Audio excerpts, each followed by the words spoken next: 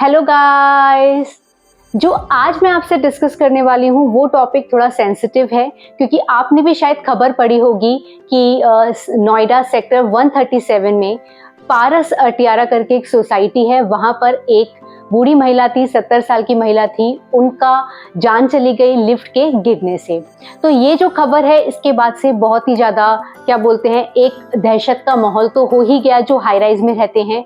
और वैसे ऐसा है आजकल तो ये है कि रोज़ आप अगर मीडिया में अगर कभी पढ़ते भी हो तो डे टू डे लाइफ में मैं ये देखती हूँ कि कभी किसी के बच्चे के फंसने की या कभी कोई औरत फंस गई लिफ्ट में, ये सारी खबरें तो आती ही रहती थी, लेकिन आज तक किसी की मौत नहीं हुई थी। लेकिन ये खबर से पूरी जो हाई राइज सोसाइटी वाले जो लोग हैं वो काफ़ी डर गए हैं।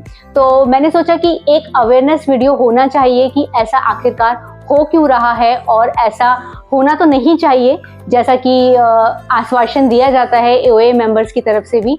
और जो सेक्टर 137 की जो सोसाइटी के जो एओए जो मेंटेन वगैरह जो देखते थे पूरा मेंटेनेंस वगैरह को, उनको भी अब एफआईआर करवा दी गई है और शायद उनको कुछ जेल होती है नहीं होती है, ऐसा तो कुछ अभी खबरों में नहीं आया है।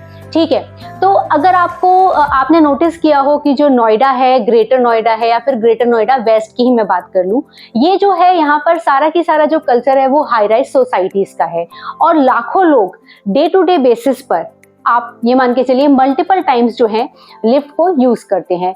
तो जो लिफ्ट है उसका यूसेज तो आप मान लीजिए कि बहुत ही ज्यादा है, तो इस वजह से भी ये काफी हाईलाइट किया जा रहा है ये वाला जो मुद्दा है जो लिफ्ट के गिरने से मौत हो गई। क्योंकि काफ़ी सारे लोग जब डे टू डे लाइफ में एलिवेटर्स का यूज़ करते हैं तो उनको भी डर लगता है कि कहीं ऐसा हादसा उनके साथ भी ना हो जाए। तो अब मैं इस वीडियो में ये डिस्कस करती हूँ आपसे कि ऐसा आखिरकार हो क्यों रहा है। क्योंकि आपने कभी सोचा है कि ऐसी जो खबरें हैं ये सब सोसाइटी से ही आती हैं? कभी ऐसा नहीं हुआ कि कोई फंस गया हो 5 स्टार होटल की लिफ्ट में, या 5 स्टार होटल की लिफ्ट गिर गई हो, या किसी कॉर्पोरेट ऑफिस में ऐसा हुआ हो? क्यों ऐसा वहाँ नहीं होता, लेकिन ये जो रेजिडेंशियल जो एरिया रहता है वहाँ पर ये सारी चीज़ें आपको देखने को मिल रही हैं? इसका एक रीज़न तो ये है कि प्रॉपर मेंटेनेंस का ना होना। जो लिफ्ट है जब उसका यूसेज इतना ज़्यादा है, लाखों लोग उसको यूज़ करते हैं और मल्टीपल टाइम्स यूज़ होता है, लाखों में आपको जनरल बोल रही हूँ, हज़ारों लोग तो करते ही हैं, हज़ारों लोग जैसे एक सोसाइटी में यूज़ कर रहे हैं लिफ्ट को, और वो भी मल्टीपल टाइम्स। और इवन आप सोचिए जो डिलीवरी बॉयज़ हैं वो भी आ रहे हैं, सिक्योरिटी वाले जो लोग हैं, साफ सफाई वाले हैं, वो भी आ जा रहे हैं। तो लिफ्ट का जो यूसेज है वो तो बहुत ही ज़्यादा है, लेकिन जो मेंटेनेंस का जो प्रॉपर तरीका ना होने की वजह से ये हादसे डे टू डे लाइफ में बढ़ते जा रहे हैं। क्योंकि जैसा कि मैंने आपको बताया कि अगर आप 5 स्टार होटल्स का देखोगे या कॉर्पोरेट ऑफिसेस का देखोगे, वहाँ ये सारी चीज़ें नहीं होती हैं, लेकिन रेजिडेंशियल एरिया में ये काफ़ी ज़्यादा तौर पे देखा जा रहा है। अब रीज़न ये आता है कि आखिर ऐसा होता क्यों है, क्यों इस तरीके से बताया जाता है कि भाई हम तो प्रॉपर मेंटेनेंस कर रहे हैं, स्टिल ये सारी चीज़ें हो रही हैं।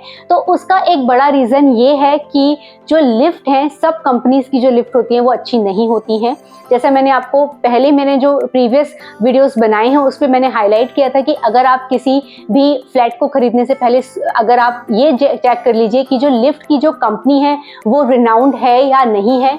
इसीलिए मैंने ये चीज़ हाईलाइट की थी, क्योंकि अगर कंपनी कोई अच्छी होगी तो उस कंपनी का मैनेजमेंट भी अच्छा होगा। जैसे मैंने भी अपने जो एओए मेंबर्स हैं उनसे डिस्कस किया कि आप जो है जो लिफ्ट हमारी लगी हुई हैं सोसाइटी में उनको किस तरीके से मेंटेन रखते हैं और क्या आपने किसी थर्ड पार्टी को दे रखा है। तो उन्होंने ये बताया कि हम जो इनका जो लिफ्ट की सर्विसिंग है या जो मेंटेनेंस है वो हमने जो लिफ्ट की जो कंपनी है उनको ही हम लोगों ने दे रखा है ईयरली बेसिस पे, और कुछ एक अमाउंट जाता है ईयरली बेसिस पे, और वो फिर उनकी रिस्पॉन्सिबिलिटी बन जाती है।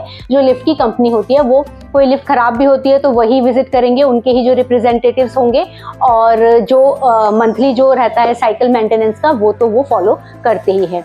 तो इसीलिए ये मोस्ट इंपॉर्टेंट चीज़ आ जाती है कि जो लिफ्ट आपके सोसाइटी में लगी हुई हैं वो किसी बढ़िया कंपनी की लगी हों और उनका जो मेंटेनेंस है वो प्रॉपर तरीके से हो रहा हो। आप अपने चेक कीजिए, अगर आप किसी हाई राइज सोसाइटी में रह रहे हैं, कि जो आपके लिफ्ट्स हैं वो किस तरीके से मेंटेन होती हैं।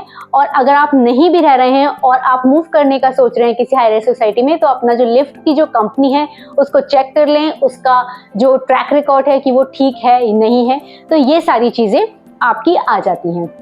अब ये तो सारी चीज़ें आप चेक कर लोगे, स्टिल ऐसा हो सकता है कि सारी चीज़ें प्रॉपर हैं तब भी इस तरह का जो हादसा है जो लिफ्ट होती है उसका जो है ब्रेकेज जो सिस्टम है वो ब्रेक हो जाए, क्योंकि वो जो लिफ्ट आपका जो ऊपर नीचे करती है वो प्रॉपर जो रोप्स होती है उन पे रहती है, और एक रोप टूट जाती है तो जो लिफ्ट होती है वो रुक जाती है, और अगर दोनों टूट जाएंगे तो फिर तो लिफ्ट बिल्कुल ऊपर से नीचे गिरेगी। तो उस केस में आपको क्या करना चाहिए, क्या नहीं करना चाहिए? एक तो पैनिक बिल्कुल भी नहीं करना चाहिए, क्योंकि अगर आपको नॉलेज होगी तो आप पैनिक नहीं करोगे, क्योंकि ऐसा इंसिडेंट किसी के साथ भी हो सकता है, मेरे साथ भी हो सकता है। तो नॉलेज तो आपको होनी ही चाहिए कि ऐसे केस में सारी चीज़ें आपने चेक कर ली, लिफ्ट की कंपनी अच्छी है, मेंटेनेंस अच्छे से हो रहा है, स्टिल अगर ऐसा कुछ होता है तब आपको क्या करना चाहिए, तो ये मैं अब आपको बता देती हूँ। ठीक है, अगर आपकी जो लिफ्ट है वो चलते हुए अगर रुक गई है तो आपको एक तो पैनिक क्रिएट नहीं करना है, और आपको सबसे पहले जो कंट्रोल पैनल होता है उसमें आपको इमरजेंसी बटन मिल जाएगा, तो इमरजेंसी बटन को प्रेस करना चाहिए। ठीक है, ये आप कर लिया तो उससे क्या होता है कि जो भी जो बैकएंड पर जो उस पूरी चीज को मैनेज कर रहे होते हैं तो उनको सिग्नल चला जाता है कि ये लिफ्ट जो है रुकी हुई है। उसके बाद जो आपका जो कंट्रोल पैनल होता है, जिसमें आपका फोन भी आप देखोगे तो उसमें आता है कि टॉक टू रिप्रेजेंटेटिव। ठीक है, तो उस केस में उस बटन को आप यूज करके जो भी रिप्रेजेंटेटिव का नंबर मेंशन है वो आप डायल करके उनसे बात कर सकते हैं। और हाँ, एक गलती आपको बिल्कुल भी नहीं करनी चाहिए कि आप अगर पैनिक में आ गए हैं और आप मल्टीपल बटन यूं ही प्रेस करने लग जाए, तो उससे कुछ भी नहीं होगा और आप लिफ्ट का दरवाजा खोलने की कोशिश करें, ऐसे लिफ्ट नहीं खुलने वाली है।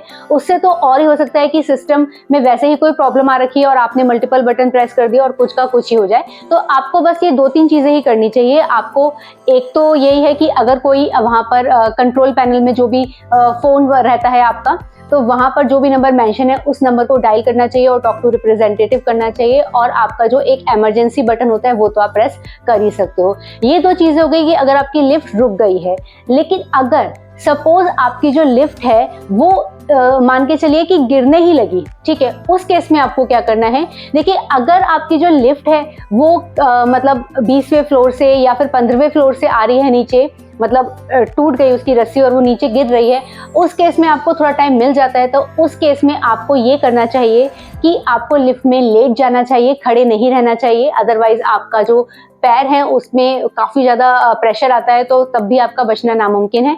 तो आपको लेट जाना चाहिए और अपने सर को बचाना चाहिए, इस तरीके से कुछ ढक के, मतलब अपने सर को आप बचाइए। मतलब हो सकता है कि आप बच जाओ, क्योंकि लिफ्ट अगर टूटेगी तो किसी का बचना मुमकिन नहीं है, मेरा भी नहीं है।